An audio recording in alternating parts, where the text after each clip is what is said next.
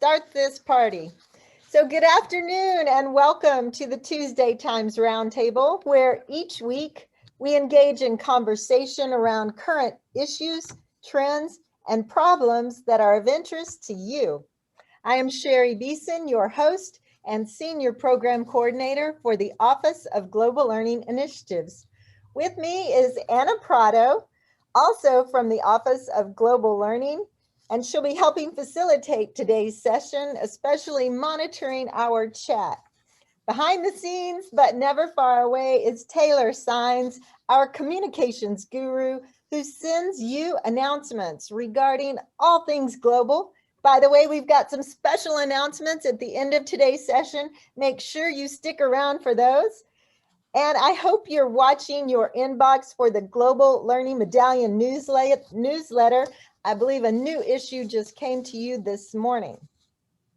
If you are just now joining us, I'd like to remind you to keep your mic muted during the presentation.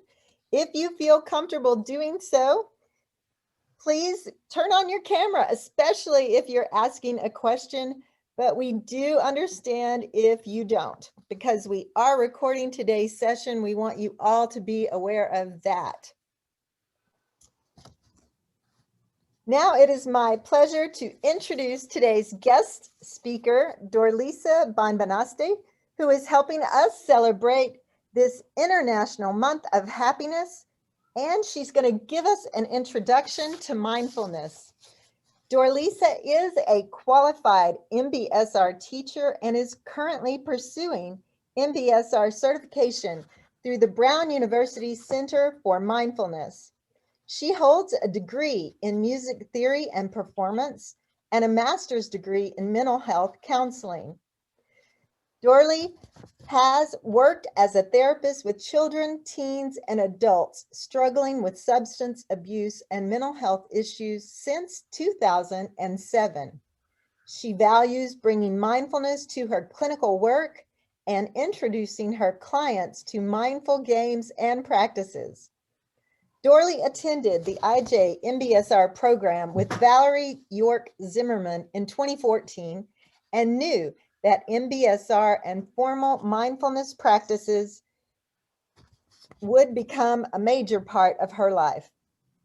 She participated in the MBSR teacher tutorial with Zeta Vallejo, senior MBSR teacher with Brown University, and during her tenure at MKM, she co-led a mindfulness grads group with Zeta Vallejo, co-led the Mindful Teachers Training Program, and now leads mindfulness workshops throughout this country.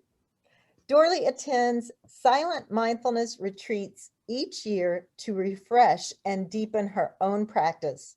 She aspires to continue helping others in an integrative and research-based platform as part of Mindful Kids Miami, while the organization continues to thrive and fill a major need here in Miami-Dade County. Please help me in welcoming Dorley. Yay! Thank you. I feel like that was, that's my resume. Okay, so I'm going to go ahead and share my screen here. Good deal. Right, wonderful. Thank you so much for inviting me. I am actually an alum of FIU. That's where I got my master's in psychology. So I'm very happy to be here. And I'm going to start with telling you a little bit about myself and our organization. So I am the program director, and I was a therapist kind of in my past career, past life, but I have just completely dived into mindfulness and teaching that. And what Mindful Kids Miami, our organization, does is we provide research-based mindfulness trainings to mostly adults in our community and adults who serve children. So that way we can feed two birds with one stone, the adult themselves and then the children that they serve. And then anyone is welcome that wants to learn more about present moment living and stress reduction. So this workshop is going to be an introduction to mindfulness. So when you leave at the end, you should have an idea of what mindfulness is, not only by learning about it through discussion, but by practicing it. So we will have several practices that you're invited to explore. And then also exploring the link between mindfulness and happiness, which is a very strong link. So we'll go through that as we go through. I'm a little bit of a casual presenter. So if you have a question at any point in time, other than a silent practice, please feel free to either take yourself off of or bring your image on the screen, or if you want, just put on your digital hand, put that up, and I'll call on you. This is interactive, so I am going to be asking questions, and if you're comfortable be sharing, that would be wonderful. That'll help it to be, more engaging, interesting. So let us move on. Before I go to that next slide, I'd like to ask you, how many of you are familiar with mindfulness? And if you don't want to come on screen, you can maybe use your digital thumbs up. And if you're on screen, okay, wow, you guys are good at that. That was fast. Okay, so we got some thumbs up. You're familiar with mindfulness. Okay, thank you. There's more thumbs coming. All right, wonderful. So what are your thoughts about mindfulness? What is it? And you can feel free to chat if you don't want to share, and take yourself off of mute. What is this thing called mindfulness? And I'm going to the chat here. There we are. I am. I think I am. I'm not sure. Thank you. For me, mindfulness is just kind of being conscious of what you're doing in the moment and kind of grounding yourself. So, for example, for me, when I started going to therapy, my therapist, she started talking to me about mindfulness and different breathing exercises, different ways to ground myself when I felt myself getting very stressed or very anxious. And I think also there's things like with mindfully eating, not just, eating and watching TV and you're like, oh my gosh, I can't believe I just ate this whole bag of chips, like being conscious of everything that's happening at the moment. Thank you, Ingrid. And yes, you pretty much encapsulated the whole thing. And we also have some comments here I'm going to include. Getting out of my head and being present in the moment, similar to what you were saying, Ingrid. Using the senses to bring yourself to the present, staying focused on the present moment, staying present. And I have totally done that. Okay, Sherry says. All right, so thank you. And yes, all of that is true. It's a lot of definition sometimes, but just being right here. So here's a definition from one of the fathers of mindfulness in the West. Mindfulness is the awareness that arises from paying attention on purpose in the present moment and non-judgmentally. So that's pretty dense. There's a lot going on in here, and each one of these components takes some practice. So you might maybe answer this question to yourself. Am I good at paying attention? Are you good at paying attention? Do you feel like it's easy for you to pay attention? You might answer that just to yourself or on chat. That's one component. It's paying attention, and it's paying attention on purpose. It depends. Thank you. The second part is, well, in the present moment, there's really no other moment you can pay attention, right? You can't time machine, time travel to the past and say, okay, I'm going to pay attention now, or the future. This is the only moment we really have to pay attention. This is a big part at the end, non-judgmentally. What synonym would you give for non-judgmental? So if you or someone or something is non-judgmental, what does that mean to you? So maybe that's an analogy. Empathetic, accepting, unbiased. These are wonderful words. Open to what's being said. So whatever you're coming up with in your mind, I'd like to encourage you to just kind of remember that word. Whatever, rings a bell for you, because sometimes non-judgment is, just sounds maybe too big. Alrighty, so thank you, everyone. So someone else had said, it depends on paying attention, if you're good at it. So here's another question.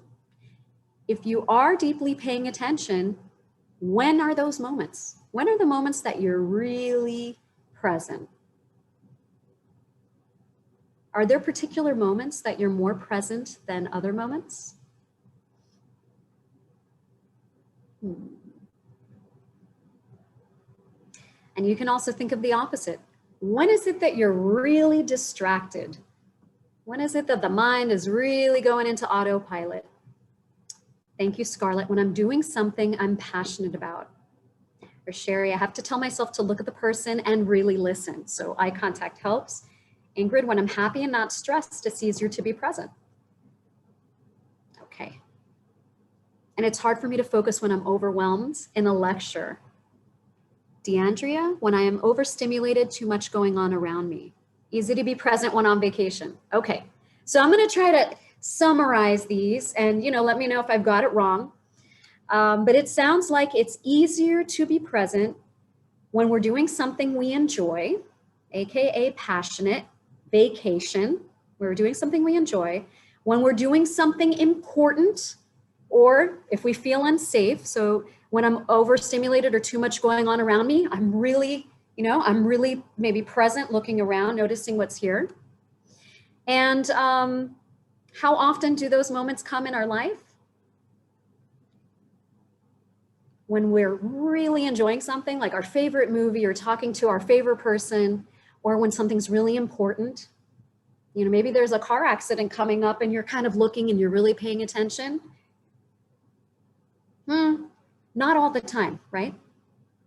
So you have lectures, you have this workshop potentially, you have people you talk to, traffic, all these other times that you may not be as passionate about, as interested. So does that mean we're not paying attention? Well, let's move on and see. Okay. We're going to keep exploring. There we go. Oopsies. Okay. Mindfulness, the awareness that arises when we're paying attention. And let's go back to that openness. So this is a reiteration. Mindfulness has two wings, and that's how it can fly. One wing is the part about focus, attention, and awareness. It's very prefrontal cortex, right behind the forehead. Then the other wing of the bird is compassion, heartfulness, empathy. Without the heart, mindfulness isn't mindfulness. It's just paying attention. So we can keep that in mind, that non-judgment also has to do with heartfulness or kindness for ourselves and our experience. To really understand mindfulness, it can be helpful to know what mindfulness is not. And I'm wondering if anyone would like to share if you have any of these concerns about mindfulness. I had all of the above. It took me many, many years to actually make my, try my first meditation. So how many of you maybe have thought that to be mindful or to practice mindfulness, you need to have a blank mind? If you have any thoughts, you're gonna have to push those out of the way. They're not allowed. Okay, I see one thumb up.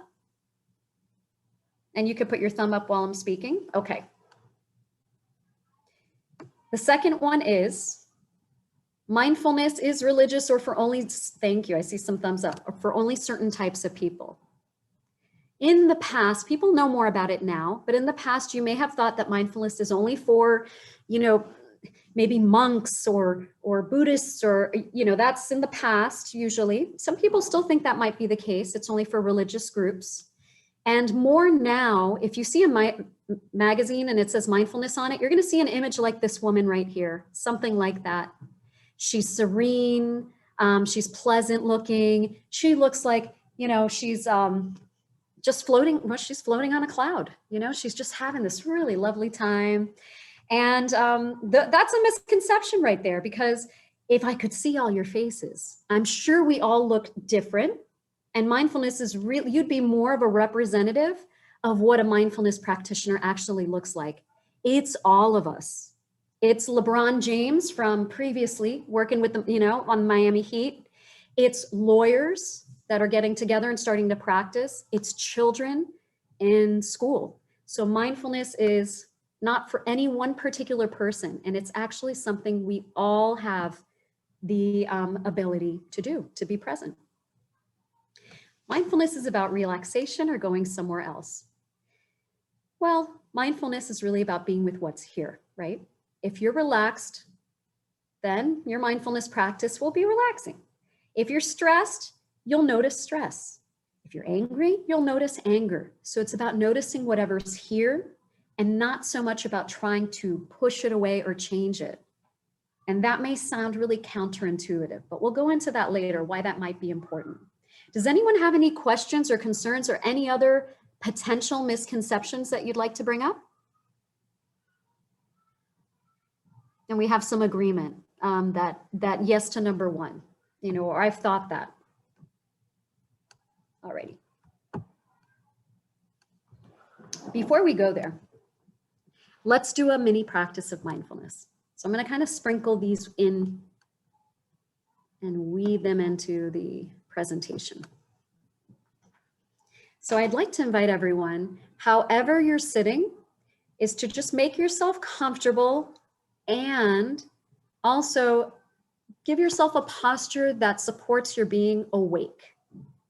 So if you're laying down in a bed, you know, maybe you just really straighten out the body, or if you can sit up, but the posture is not so important. It's really your intention to pay attention.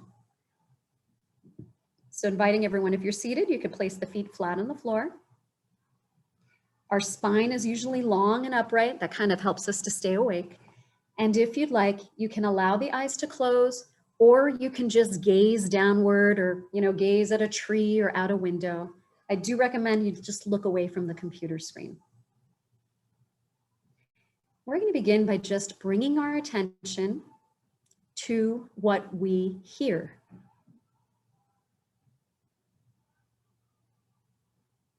So we're just becoming aware of the sounds that are happening right now.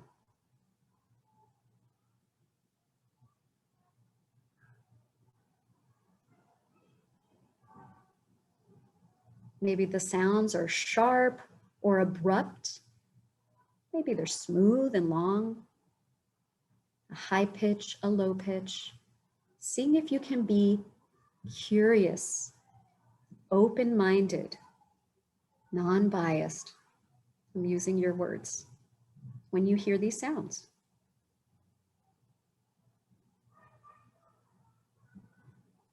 And now bringing your attention to the state of your mind. So you're just kind of checking in with your mind or with your attention, and how is my attention now? And whatever it is, we're not changing it. We're just noticing, we're becoming aware. Is the mind zoned out, focused, racing, agitated?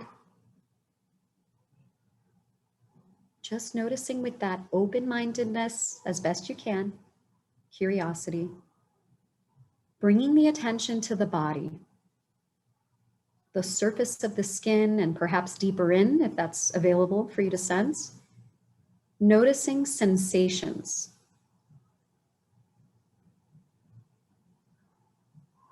In particular, sensations of contact or touch. So perhaps the feet making contact with the ground, the legs or the back making contact with your chair. How does the body feel? Now we're coming to the end of this brief check-in. So as you're ready, raising your gaze or opening the eyes if they were closed. And let's see what we became aware of in the present moment. So what did you notice during that practice? And that question, it's a weird question, right? You don't really hear that question in school. What did you notice? So what does that mean? It's just a question that allows you to share whatever your experience was, whether it was pleasant, unpleasant, or anything in between. What did you notice? What was your experience during that practice? Okay, thank you, Scarlett. I felt relaxed. Valeria, my body was more relaxed. And you might have a similar answer or something very different. And in mindfulness, all experiences are welcome. DeAndrea, aware of my body on a sensational level. Scarlett, I also felt a buzz, like my leg jumping up and down. Vanessa, calming. Lorraine, calm. Anna, I felt my mind focusing more awareness. The hum of the fluorescent light bulbs. Yeah, so the sound, perhaps sensation. So some different experiences here. How many of you noticed your mind wandered? How many of you noticed at any point in time you became distracted by something, anything? Okay, thank you. Valeria says, me. Letitia, I felt focused. Scarlett, mine. I think it's because I have anxiety. That definitely helps the mind to move around. Definitely. My mind wandered. So I'm going to assume that 99%, if you did the practice, your mind wandered. And the way that why can I assume that? How is that? Is it because you're beginners or no, it's because all of our minds wander. That's why. All of our minds wander on a very regular basis. There's this middle part of the brain where the two sides connect called the default mode. And once 1 millisecond to the next, our mind goes from focusing to this wandering. Then you notice and you can bring it back. It's a cycle. It happens again and again. If the mind wanders off 50 times, all you have to do is notice and bring it back those 50 times. And it might even, wander a little more. So let's move on. And that's okay. So we notice the mind wandered. That's number one. The mind does not have to be blank. We can notice with curiosity. I'm going to give you a little history. So mindfulness has been around for thousands of years. It's actually just an inherent quality like gratitude or happiness. But we really learned about it mostly when this gentleman, Dr. Jon Kabat-Zinn, came from University of Massachusetts Medical Center. He's a doctor working there with people with chronic pain and illness. And he came up with this program, mindfulness-based stress reduction, to help supplement the medicine and the medical system, not to substitute, but to enhance. And he started the first research 42 years ago. Here's what he found. I'll just give you a little snippet. With the patients at the hospital, about 1/3 of them that were experiencing chronic pain or cancer or a different type of illness, 1/3 of them after this program experienced a dramatic decrease in pain. That's with the medical treatment at the time. So that's very exciting. 1/3 experienced a small, minor decrease in pain. 1/3 experienced no change in pain. But what everyone reported was they experienced an increase of life satisfaction and feelings of well-being. So we're getting closer to that connection with happiness. So regardless of what's going on in any of our lives, COVID and difficult things, schooling, isolation, just regular daily stress, we can still experience greater satisfaction with life and just feeling like we're living more fully. Quick screen just to show, these are some of the organizations due to the science of MBSR and mindfulness that have integrated mindfulness into their companies, their staff. Why? Why would Google or Nike or General Mills cereal want to include focusing on, sensations of the body? Why would they want to do something like that? Something, it seems kind of strange. What are your thoughts? Why would these huge companies care about bringing mindfulness to their staff or their employees? Any thoughts?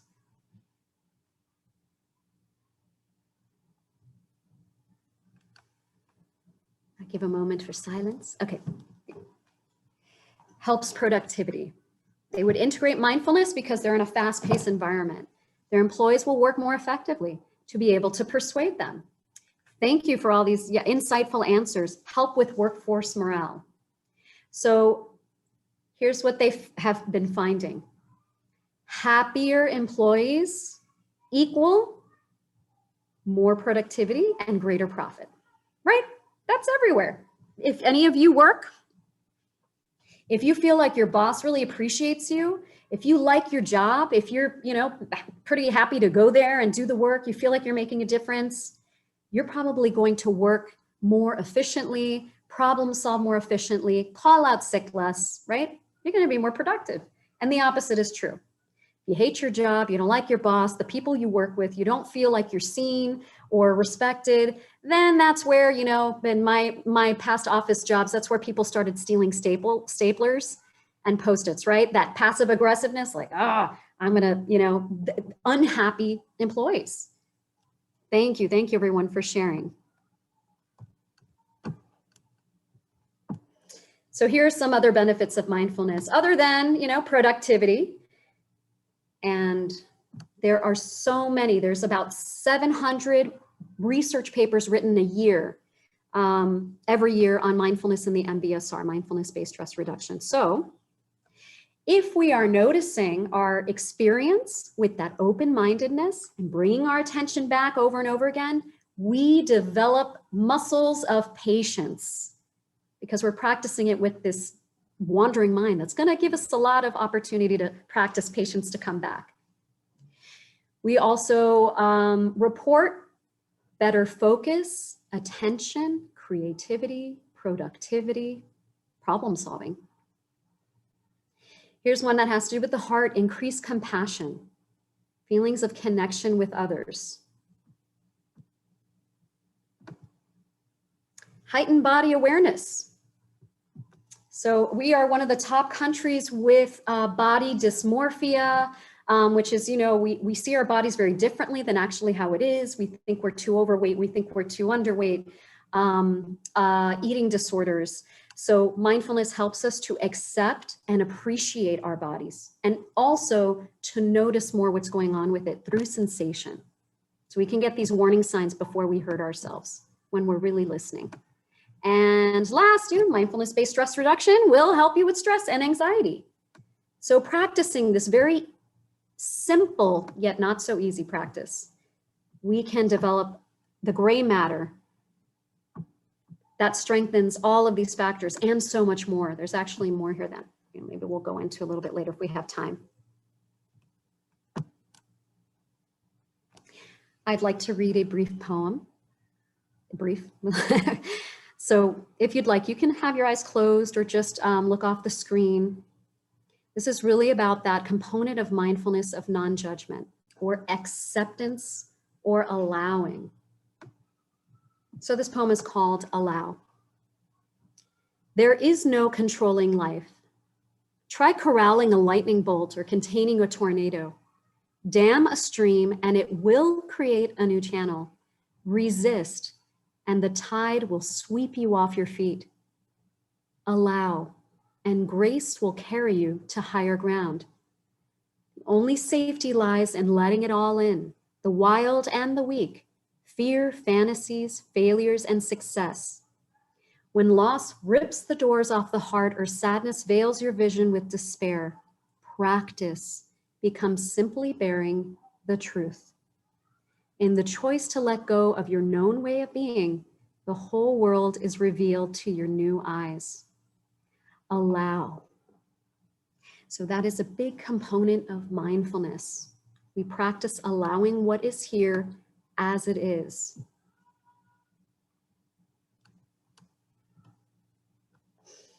I'd like to invite you to participate in a pleasant events activity. This is one of the practices in our mindfulness-based stress reduction class. So to begin, I invite you to reflect upon a pleasant event in the past week. So take a moment to bring yourself back to this pleasant event in the past week or two, any event, large or small, where you noticed, I feel good, I feel happy. If you'd like, you can annotate on this screen. I'm not sure if everyone has done that, but where it says that you are viewing Dorlisa's screen, there's something there that might say more. And then you have an opportunity to annotate, which means you can write on here. So I'm hoping you have experience, or you can share it through chat. So before we go there, bring your attention to this pleasant event. Something that made you smile or made your heart happy or made you feel good. Where were you? Just picturing yourself. What were the emotions that showed up in that moment?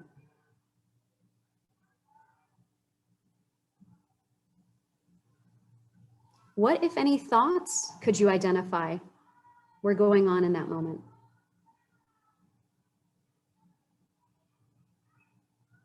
How did the body feel in that moment?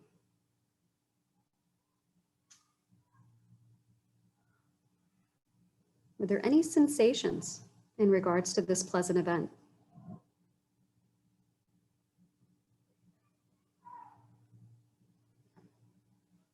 So now, if you'd like, I'd invite you to either share out loud, you can write on the screen, or chat. What emotions did you experience in that moment? We'll start with emotions. That tends to be more accessible for people. I can go. Okay, so one of the emotions that I felt with the event that I experienced was like overload of happiness and self-confidence. Happiness and self-confidence. Thank Yeah. you. And happiness. So I would put that under emotion and self-confidence. Maybe those were thoughts, self-confident thoughts, or Okay. Yeah, they were like, oh, I can do it. Like I got it. Like I did that. Thank you. Yeah. It's like yeah. Thank you so much, Valeria. Anyone else? Emotions, thoughts? It really doesn't matter where it goes on here, but we're just identifying and being with this experience.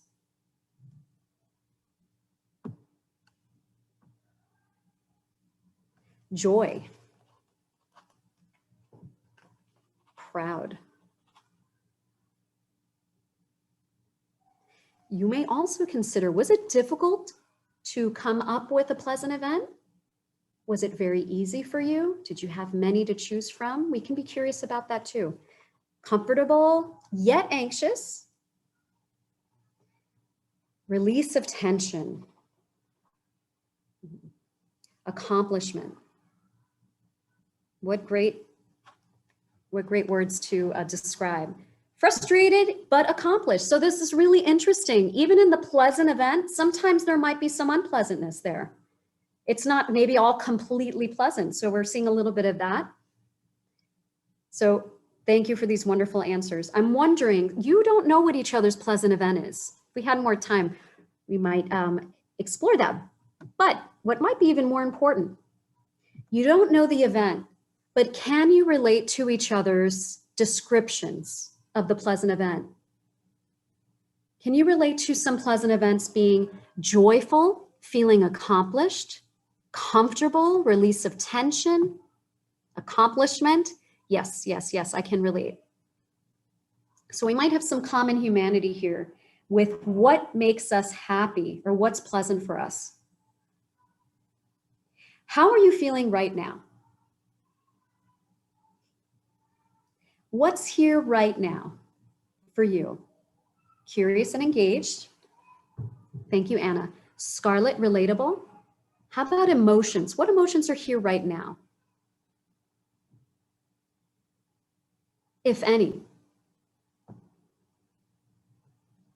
Intrigued.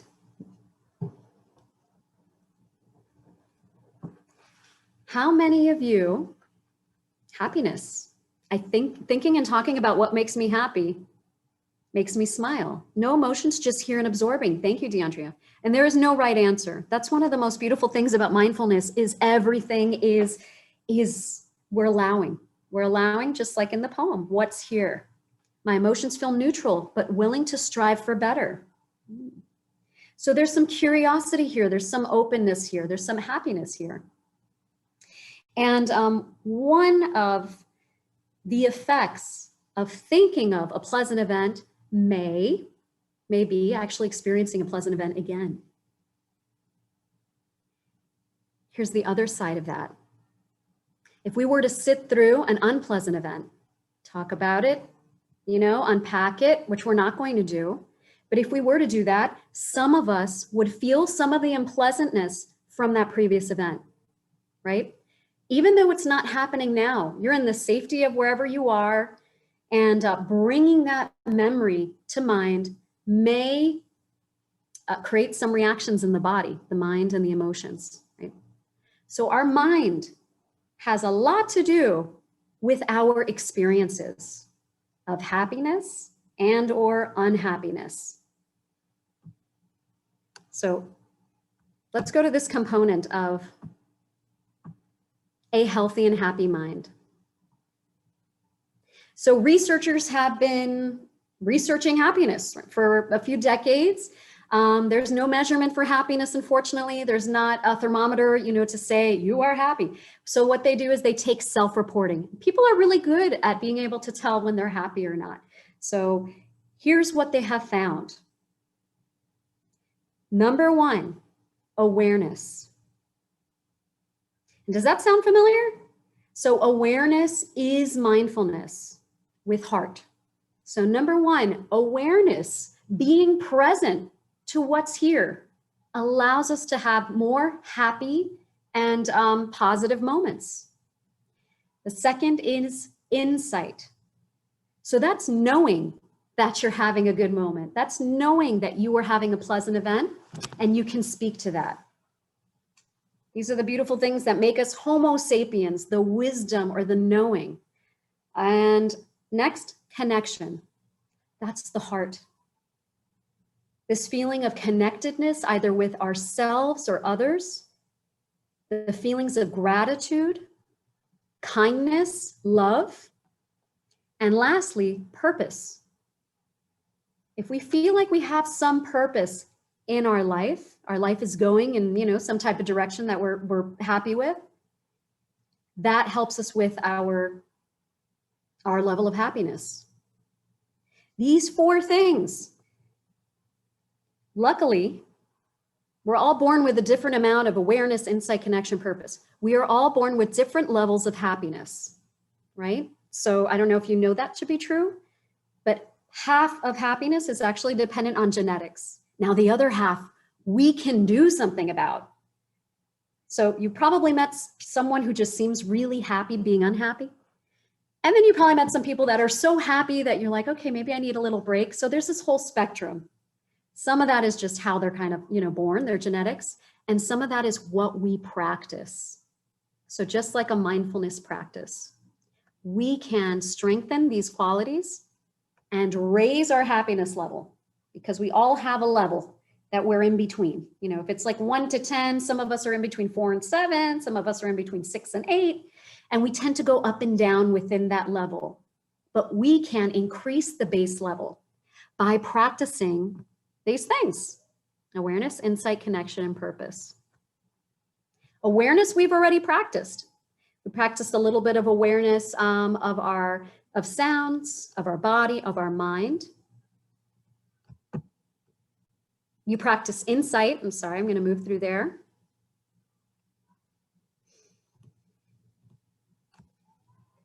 Let's now practice connection.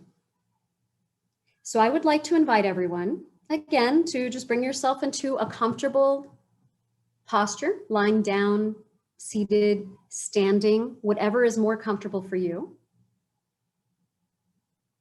And I'm going to guide you through different areas of the body. And there's an invitation to feel or evoke gratitude, but it's not required, because if it's not there, we honor whatever our experience is. That's okay. But this is just a way to plant a seed and water it, whether the blossoms are there or not. So if you'd like, coming into a comfortable position, allowing the eyes to close or lowering the gaze. And you might take a moment to think about, how do I feel about my body? What do I think about my body?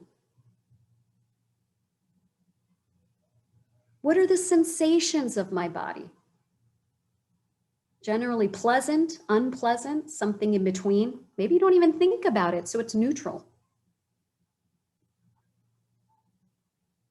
And if you choose to, bringing your attention down to your feet and your legs, becoming aware of any sensations that are here just as they are. You don't need to move. You might feel that desire, And if it's very strong, go ahead. But what we're noticing is how our body is just as it is in stillness, as best you can. Do you feel contact with your shoes, your pants? Maybe your knees are bent or stretched.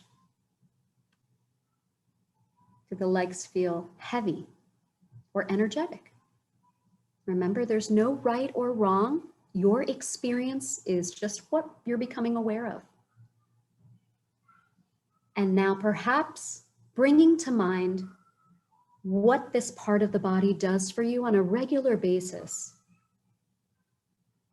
It might feel strange, it might feel cheesy, but if you choose to, perhaps thanking this part of the body.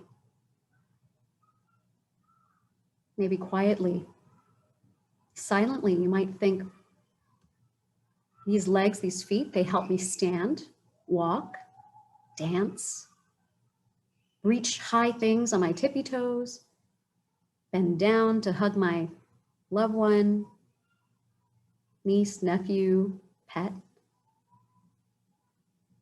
Allow me to sit, stand, lie down. And taking a moment to thank this area. Thank you for what you do for me, or whatever words feel comfortable for you. You know, I'm grateful for my legs and feet. Bringing your attention up now to the torso, the front, the sides, and the back of the core of the body. Becoming attentive to any sensations here. And if at any time you feel too intense sensations, thoughts, or emotions, you can always take a break. Open the eyes, and then come back to the practice if and when you're ready. So noticing, do you feel the breath? Perhaps your heart beating. Maybe you feel your back against the chair. Maybe your stomach is growling or full. Noticing whatever sensations you feel, as if it's for the first time. And now if it feels comfortable, thanking this area of the body for what it does for you on a regular basis. And I'll offer some ideas. The vital organs, the heart beating, the lungs breathing, the digestive system, the spine that allows us to stand, move, bend over, muscles. If it's comfortable, thanking this part of the body for what it does for us, what it does for you.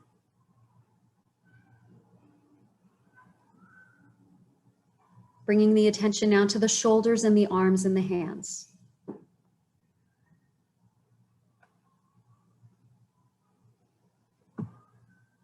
Sense whatever you're sensing at the shoulders, arms, and hands, just as they are. Perhaps they're hanging. Maybe your hands are on your lap. What do you feel through sensation?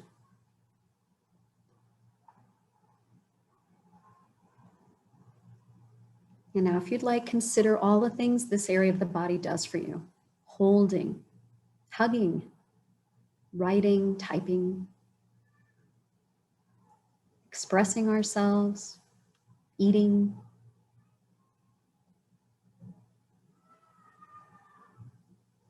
If it's comfortable, then sharing gratitude or a thank you for these arms and hands that allow you to do all of these things every day.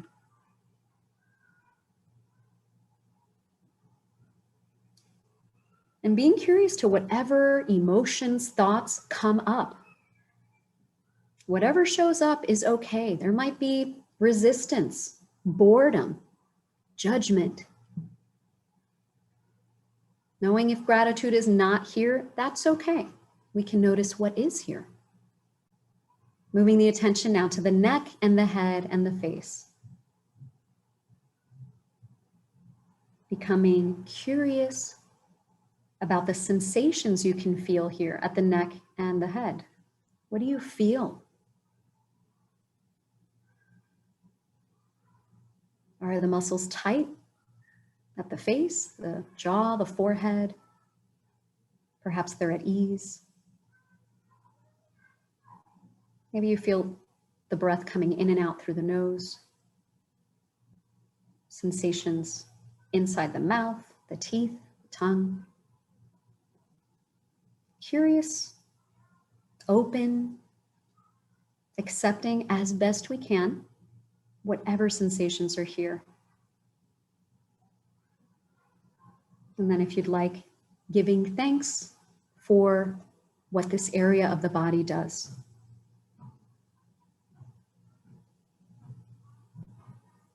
Eating, speaking, singing, listening, hearing,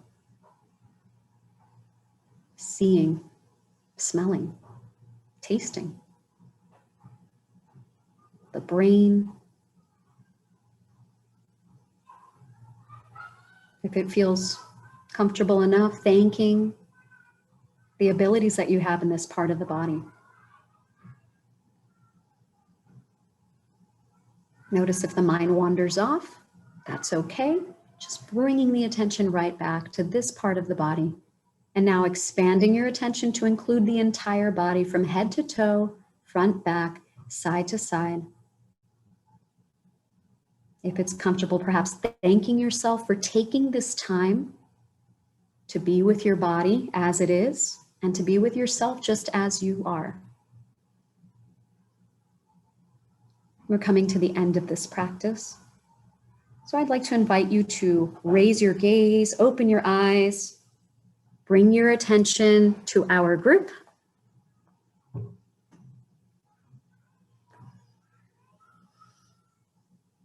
And I'm wondering if anyone would like to share what your experience of the gratitude body scan. What did you notice? How was your attention?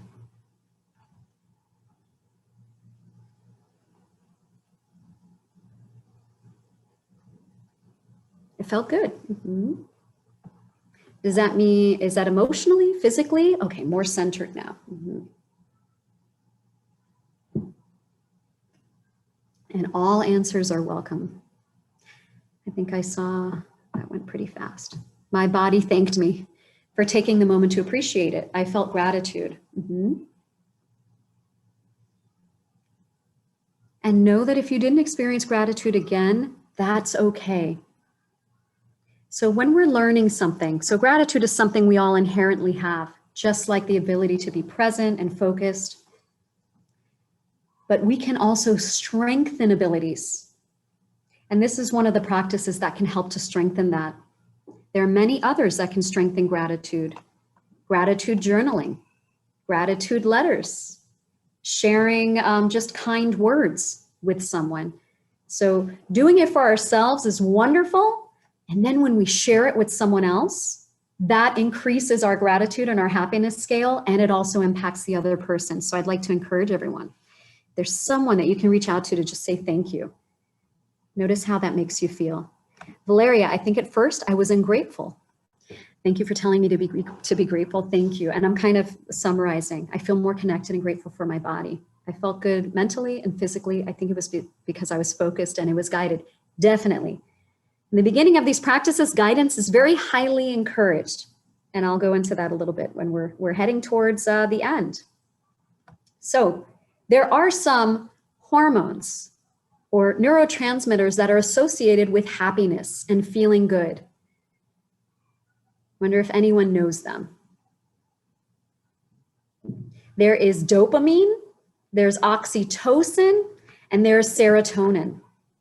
And guess what? These feel-good hormones and neurotransmitters are available every time we practice gratitude. They're also available when we practice kindness. So that's an actual action for ourselves and other people. And just curious if you want to take a moment to think about, how kind am I to myself? If I feel like I failed at something, how do I treat myself? How do I talk to myself? My inner language. And then take a moment to think about a beloved person in your life. When they feel they fail at something, how do you treat them? What do you say to them? How do you feel about them?